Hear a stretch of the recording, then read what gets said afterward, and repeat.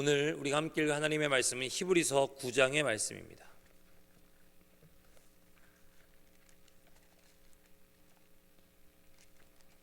히브리서 9장 1절부터 28절까지의 말씀을 한 절씩 교독하시겠습니다.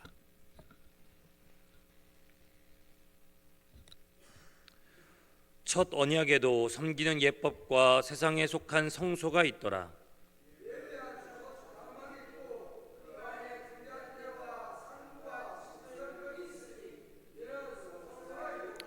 또 둘째 휘장 뒤에 있는 장막을 지성소라 일컫나니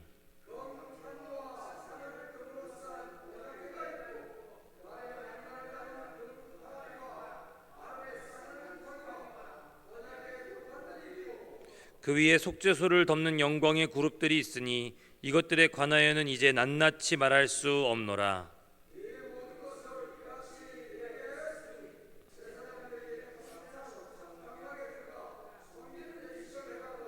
오직 둘째 장막은 대제사장이 홀로 1년에 한 번 들어가되 자기와 백성의 업무를 위하여 드리는 피 없이는 아니하나니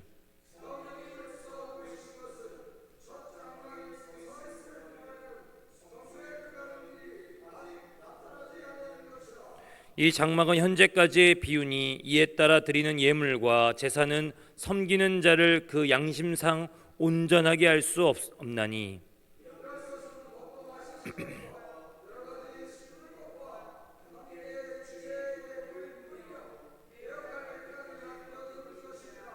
그리스도께서는 장래 좋은 일의 대제사장으로 오사 손으로 짓지 아니한 것 곧 이 창조에 속하지 아니한 더 크고 온전한 장막으로 말미암아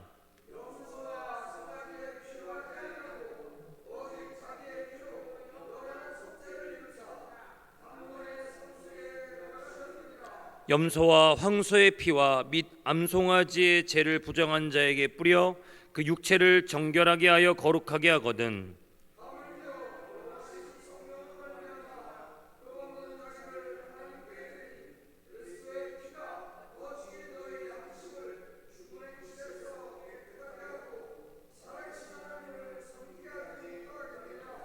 이로 말미암아 그는 새 언약의 중보자시니 이는 첫 언약 때에 범한 죄에서 속량하려고 죽으사 부르심을 입은 자로 하여금 영원한 기업의 약속을 얻게 하려 하심이라. 유언은 그 사람이 죽은 후에야 유효한즉 유언한 자가 살아있는 동안에는 효력이 없느니라. 모세가 율법대로 모든 계명을 온 백성에게 말한 후에 송아지와 염소의 피 및 물과 붉은 양털과 우슬초를 취하여 그 두루마리와 온 백성에게 뿌리며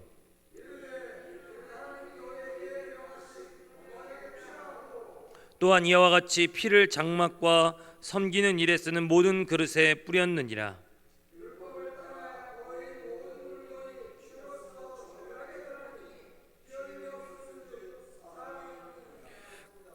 그러므로 하늘에 있는 것들의 모형은 이런 것들로서 정결하게 할 필요가 있었으나 하늘에 있는 그것들은 이런 것들보다 더 좋은 제물로 할지니라.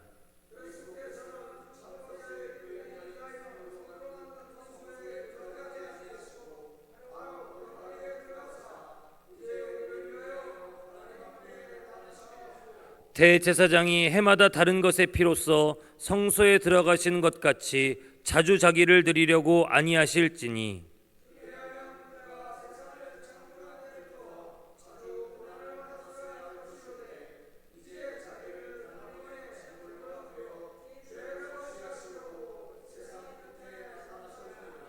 한 번 죽는 것은 사람에게 정해진 것이요 그 후에는 심판이 있으리니 이와 같이 그리스도도 많은 사람의 죄를 담당하시려고 단번에 들이신 바 되셨고 구원에 이르게 하기 위하여 죄와 상관없이 자기를 바라는 자들에게 두 번째 나타나시리라. 아멘. 히브리서 중반에 접어들면서 우리는 대제사장 되신 예수 그리스도의 사역 그리고 그분께서 이루신 일에 대해서 이 레위기와 비교해서 살펴보고 있습니다. 특히 예수 그리스도의 대제사장 되심은 레위 지파의 반차를 따른 것이 아니라 멜기세덱의 반차를 따른 것이다라고 계속해서 히브리서의 저자는 이야기하고 주장하고 있습니다. 이 말은 곧 하나님께서 예수 그리스도를 별다른 한 제사장으로 삼으셨다는 뜻입니다. 율법으로는 아무것도 온전하게 할 수 없기 때문이죠. 그렇기 때문에 율법을 가르치고 집행하고 율법에 따라 제사를 집례하는 레위 지파의 제사장직을 넘어서는 특별한 한 대제사장이 필요했기 때문입니다. 그래서 이전에는 제사와 제사장직과 복잡한 제사 제도를 거쳐야만 하나님께서 사람들을 거룩하게 하실 수 있었는데, 이제는 예수 그리스도를 통해서 누구라도 그 거룩함을 덧입을 수 있게 되었다라고 히브리서는 설명합니다. 특히 오늘 본문인 9장에서는요, 무엇보다도 강조하는 것이 바로 이러한 제사가 첫 언약, 첫 율법에서처럼 여러 번도 필요 없다는 것입니다. 그래서 9장 1절부터 10절까지는 첫 언약, 그러니까 구약의 언약에 따른 예법과 성소와 제사장들이 행하던 예식을 설명합니다. 우리가 6절 7절을 함께 읽겠습니다. 6절 7절입니다. 시작. 이 모든 것을 이같이 예비하였으니 섬기는 예식을 행하고, 오직 둘째 장막은 대제사장이 홀로 1년에 한 번 들어가되 자기와 백성의 허물을 위하여 드리는 피 없이는 아니하나니라고 말하고 있습니다. 제사장들이 항상 첫 장막에 들어가 섬기는 예식을 하고, 둘째 장막 지성소에는 1년에 단 한 차례만 들어갈 수 있었죠. 이때가 언제입니까? 누누이 보셨던 것처럼 바로 초막절 안에 있는 대속죄일에 들어갈 수 있었습니다. 이때 대제사장은 지성소로 들어가기 위해서 여러분 반드시 필요한 것이 있었는데, 바로 자기와 백성의 허물을 위하여 드리는 피가 꼭 필요했습니다. 1년에 단 한 번 정해진 날짜에 정해진 절차에 따라 들어가야 했으며, 그 과정이 매우 신중하고 절제되었으며 두렵고 떨림으로 행해져야만 했습니다. 그렇게 어렵고 복잡하고 두려운 과정으로 1년에 단 한 번 들어가서 그 일들을 해서 백성과 자기가 하나님 앞에 온전함을 얻을 수 있었죠. 그런데 그게 여러분 얼마나 지속됩니까? 그게 고작 1년짜리였던 겁니다. 1년에 한 번씩 이 일들을 반복하고 또 반복하고 또 반복해야 그들은 하나님 앞에 설 수 있었고, 하나님 앞에 거룩함을 덧입을 수 있었던 것입니다. 근데 우리 11절과 12절의 말씀을 같이 읽겠습니다. 11절과 12절입니다. 시작. 그리스도께서는 장래 좋은 일의 대제사장으로 오사 손으로 짓지 아니한 것 곧 이 창조에 속하지 아니한 더 크고 온전한 장막으로 말미암아 오직 자기의 피로 영원한 속죄를 이루사 단번에 성소에 들어가셨느니라. 아멘. 그런데 예수께서 하셨던 일은 그것을 1년에 한 번씩 이 절차와 복잡한 과정을 거쳐야만 되는 것이 아니라 단번에 자기를 들이심으로 이 모든 것을 완성하셨다는 겁니다.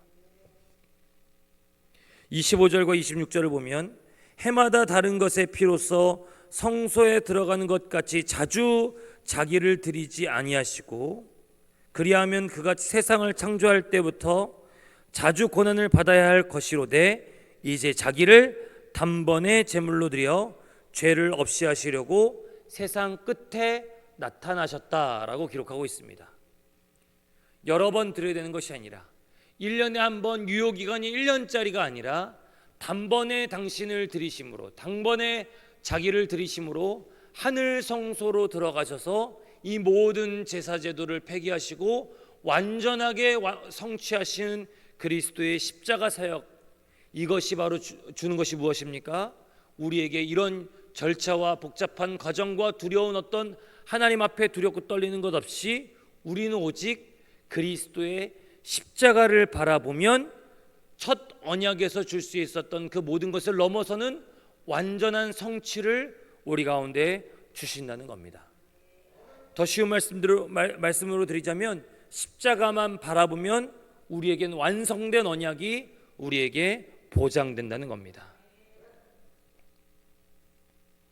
게다가 여러분, 그렇게 하고서도 첫 언약, 첫 예법의 맹점, 그러니까 레위기의 제사와 율법이 줄 수 없는 것이 있습니다.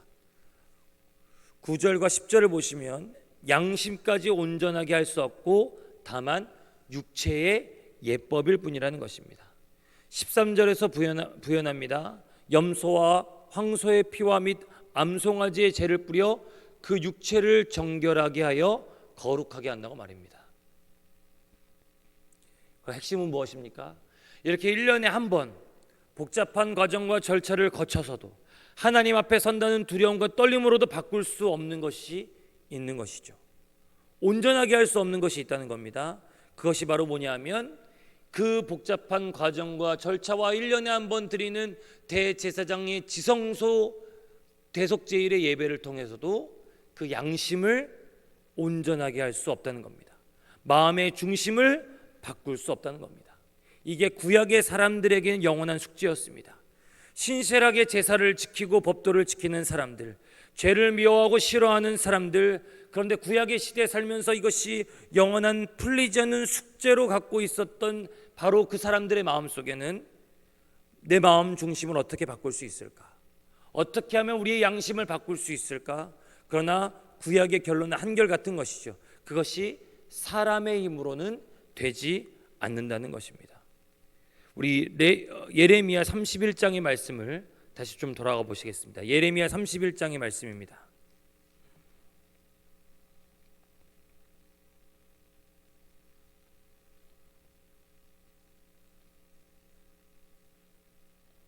예레미야 31장 31절부터 34절의 말씀입니다. 같이 읽겠습니다. 시작. 여호와의 말씀이니라. 보라, 날이 이르니 내가 이스라엘 집과 유다 집에 새 언약을 맺으리라. 이 언약은 내가 그들의 조상들의 손을 잡고 애굽 땅에서 인도하여 내던 날에 맺은 것과 같지 아니할 것은 내가 그들의 남편이 되었어도 그들이 내 언약을 깨뜨렸음이라. 여호와의 말씀이니라. 그러나 그날 후에 내가 이스라엘 집과 맺을 언약은 이러하니 곧 내가 나의 법을 그들의 속에 두며 그들의 마음에 기록하여 나는 그들의 하나님이 되고 그들은 내 백성이 될 것이라. 여호와의 말씀이니라. 그들이 다시는 각기 이웃과 형제를 가르쳐 이르기를 너는 여호와를 알라하지 아니하리니 큰 자까지 다 나를 알기 때문이라. 내가 그들의 악행을 사하고 다시는 그 죄를 기억하지 아니하리라. 여호와의 말씀이니라. 아멘. 오직 새 언약을 맺을 때 이 언약은 하나님의 법을 사람들 속에 둔다고 말합니다. 그들의 마음 신비에 기록하여 작은 자로부터 큰 자까지 여호와를 알게 하신다는 것이죠. 이 모든 주권이 바로 사람에게 있지 않고 하나님께 있었습니다. 중심을 바꾸고 마음을 정결하게 하며, 그래서 하나님의 법이 늘 자기 속에 두어 자기 마음에 기록되어 하나님의 뜻을 따르도록 하시는 분이 누구십니까? 바로 하나님이신 줄 믿습니다. 사람의 힘으로 할 수 없고 사람의 능으로 할 수 없고 첫 언약과 첫 예법으로 할 수 없었다는 것이죠. 1년에 한 번씩 반복되어 드리도록 해도 그것이 안 되더라는 것이죠. 그러나 이것이 바로 장차 하나님의 맺으실 새 언약으로 말미암아 이루어질 것인데, 그 새 언약을 맺기 위해 오신 분이 누구십니까? 우리 주 예수 그리스도이신 줄 믿습니다. 그렇게 구약의 신실한 사람들에게 갈급하고 답답한 문제 언제 풀리게 됩니까? 예수 그리스도께서 오셨을 때 풀리게 되는 것입니다. 그리스도께서 장래 좋은 일의 대제사장으로 오셨습니다. 더 크고 온전한 장막을 지으셨습니다. 그것으로 말미암아 염소와 황소의 피를 뿌리지 않으셨습니다. 오직 자기의 피로 단번에 영원한 속죄를 이루셨습니다. 그래서 14절과 15절을 함께 읽겠습니다. 14절과 15절입니다. 시작. 하물며 영원하신 성령으로 말미암아 흠없는 자기를 하나님께 드린 그리스도의 피가 어찌 너희 양심을 죽은 행실에서 깨끗하게 하고 살아계신 하나님을 섬기게 하지 못하겠느냐. 이로 말미암아 그는 새 언약의 중보자시니 이는 첫 언약 때 범한 죄에서 속량하려고 죽으사 부르심을 입은 자로 하여금 영원한 기업의 약속을 얻게 하려 하심이라. 아멘. 우리가 첫 번째 기억해야 될 것은 이것이 여러 번 드려야 되는 것이 아니라 그리스도의 피로 단번에 이루셨다는 겁니다. 두 번째 기억해야 될 것은 이것으로 육체만 정결하게 하는 첫 번째 구약의 약속에 따라서 육체만 정결하게 하는 불완전한 제사가 아니라 우리의 양심까지도 그 마음의 중심까지도 영원히 거룩하게 하시는 단번에 드리는 완전한 제사였다는 것입니다. 그러니 우리가 바라봐야 될 분 누구입니까? 우리가 의지해야 될 분 누구입니까? 때로는 우리 마음의 연약함으로 말미암아 쓰러지고 넘어지고 하나님 앞에 반복되는 죄를 짓는 것 같아서 답답하고 막막할지라도 우리를 영원히 하나님을 섬기게 만드시는 분, 우리를 영원한 기업의 약속을 얻게 하시는 분, 죽은 행실에서 깨끗하게 하고 살아계신 하나님을 섬길 수 있도록 만드시는 분, 예수 그리스도께서 주신 그 완전한 새 언약을 붙잡고 나아가야 될 줄 믿습니다. 그리고 마지막으로 우리가 기억해야 될 게 바로 이 그리스도께서 오심으로 말미암아 기억해야 되는 신약 성경 저자들의 시간표입니다. 26절의 말씀 마지막으로 읽겠습니다. 26절입니다. 시작. 그리하여 그가 세상을 창조한 때부터 자주 고난을 받았어야 할 것이로되 이제 자기를 단번에 제물로 드려 죄를 없이 하시려고 세상 끝에 나타나셨느니라. 아멘. 자기를 단번에 제물로 드려 죄를 없애시려고 언제 나타나셨냐면 세상 끝에 나타나셨다고 합니다. 이것이 신약 성경의 저자들이 공통적으로 갖고 있었던 이 시대를 바라보는 시간표였죠. 예수께서 나타나신 것이 바로 마지막 때라는 겁니다. 단번에 자기를 들이심으로 구원의 문이 모든 이들에게 활짝 열린 때가 바로 마지막 때라는 겁니다. 그러나 언제 두 번째 나타나셔서 예수를 기다리는 자들을 완전하게 구원하시게 될 줄은 아무도 모르는 것이죠. 11절에서 장래라고 해석한 단어의 다른 번역으로는 이미 일어난이라는 단어로 해석할 수 있습니다. 그리고 마지막 때의 두 번째로 나타나시게 될 것이다. 그러니까 아직 나타나시지 않은 것이죠. 예수 그리스도 이래 모든 교회와 성도들은 단번에 드린 제사, 모든 이들을 위해 열린 구원의 길, 이미 자기를 들이심으로 시작하셨지만 두 번째 나타나시기 전까지 아직 완성되지 않은 종말론적인 시간표 사이에 살고 있는 것입니다. 그러니 더욱 교회가 복음 전하는 일, 예수를 말하는 일, 한 번 죽고 나서 따라올 심판을 이야기하고 전도하며 아직까지도 재림, 두 번째 나타나셔서 우리를 구원하실 것을 소망해야 된 이유가 바로 여기 있는 것이죠. 그리스도께서 십자가에서 단번에 자기를 들이신 이 사건은 이미 시작된 종말이고 아직 완성되지 않는 종말 그 사이에 우리를 갖다 놓습니다. 이 종말론적인 시간표에 우리는 더욱더 한 번 죽는 것은 사람에게 정해진 것이고 그 이후에 심판이 있을 것을 세상에 전해야만 하는 사명이 우리에게 있는 것입니다. 다시 한번 우리를 위해 마련하신 새롭고 산 길이 되신 예수로 말미암아 우리의 중심, 우리의 양심이 바뀌었고 우리의 시간표가 달라졌으며 그래서 우리의 소망하는 바도 달라졌음을 믿고 이 새벽 거룩한 부르짖음으로 깨어있는 새벽 예배자들 되시기를 주님의 이름으로 축복합니다.